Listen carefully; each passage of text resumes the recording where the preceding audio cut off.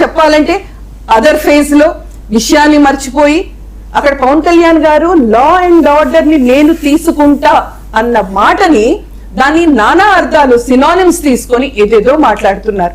అది ఎంత పరిపాటి తప్పు అంటే నేను చెప్పాలి, లా అండ్ ఆర్డర్ నేను తీసుకుంటానంటే ఇప్పుడు అది అనితమ్మ గారి గురించో లేకపోతే ఎవరి గురించో కాదు. అక్కడ 2014 నుంచి 19లో మాది ఏ ఫామ్ అయినా జనసేన పార్టీ పవర్ లో ఉన్నా లేకపోయినా సపోర్ట్ చేసిన ఎప్పుడు కూడా Pawan Kalyan garu is a person who rises according to the situation on the field, is a true leader.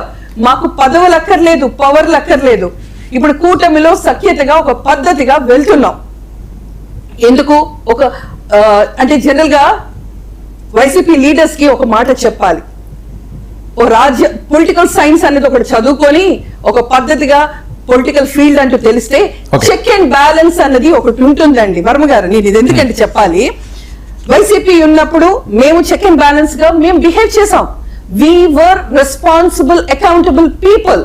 అందుకు ప్రతి విషయాన్ని ఒక దాదాపు 100-200 జీవోలు చెత్త బుట్టలోకి వెళ్ళిపోవడానికి కారణం దే డోంట్ హ్యావ్ ఎనీ, అంటే జ్యుడిషియల్ రివ్యూలో తట్టుకోలేని ఒక పనికిరాని జీవోలు తయారు చేస్తే వెళ్ళిపోయి అప్పుడు ఎవరు రైస్ చేశారు?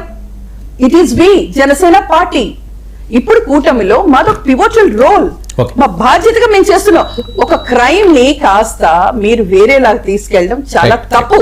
విషయం మీద మాట్లాడదాం. చెక్ అండ్ ఇప్పుడు వర్మ గారు చెప్పినట్టు లాస్ట్, ఎందుకంటే మా స్టాండ్ మేము చెప్తూ అలాగే ఈ విషయం గురించి కూడా చెప్పాలి. సాయి కృష్ణ గారి ఇష్యూ వచ్చేసరికి అది ఏమైందంటే ఒక question mark. Yes, what sir said I do agree. కానీ తర్వాత జరిగిన ఈవెంట్స్ మీకు చెప్తాను. కూటమిలో ఫస్ట్ తెలిసిన విషయాలు జరిగిన సిట్ అంటూ ఏర్పాటు చేయడం, అంతకంటే ముందు అక్కడ నాగరాజు గారిని సస్పెండ్ చేయడం జరిగింది. First action is that. తర్వాత ఆయన్ని అరెస్ట్ చేయడం, పోలీస్ కస్టడీలోకి తీసుకున్నారు. ఇప్పుడు సిట్ అంటూ పెట్టారు. అయితే ఇందాక పేర్నాని గారి స్టేట్మెంట్ లో ఎంత హాస్యాస్పదం అన్న ఆడమెన్స్ కనబడుతుందంటే ఆయన్ని చెప్పమనండి ఎవరిని పెట్టాలి బాడీ అనేది. అక్కడ ఆళ్ళు బాలేరు, డొల్లతనం ఉందని అంటున్నారు. మీరు రికమెండ్ చేయండి భయ్యా, చేసి మీరు కోర్టుకు అప్రోచ్ అవ్వండి. Go to the court, the SIT is not appropriate అని. అంతేగాని డొల్లతనం అని కూర్చొని ఏసీ రూమ్ లో కూర్చొని మాట్లాడడం కాదు. సిమిలర్ గా అక్కడ హెబియస్ కార్పస్ అని అన్నారు. అంటే హెబియస్ కార్పస్ అంటే ఏంటో తెలుసా? వేర్ ఈస్ ద పర్సన్ అంటే అసలు ఇంతకీ ఆ బాడీ ఆయనదో కాదో అన్న ఒక డౌట్ లో ఉంది, ఒక సస్పెన్స్ లో ఉంది. ఆయన సార్ వర్మ గారు అన్నట్టుగా ఒక సినిమా అన్నారు.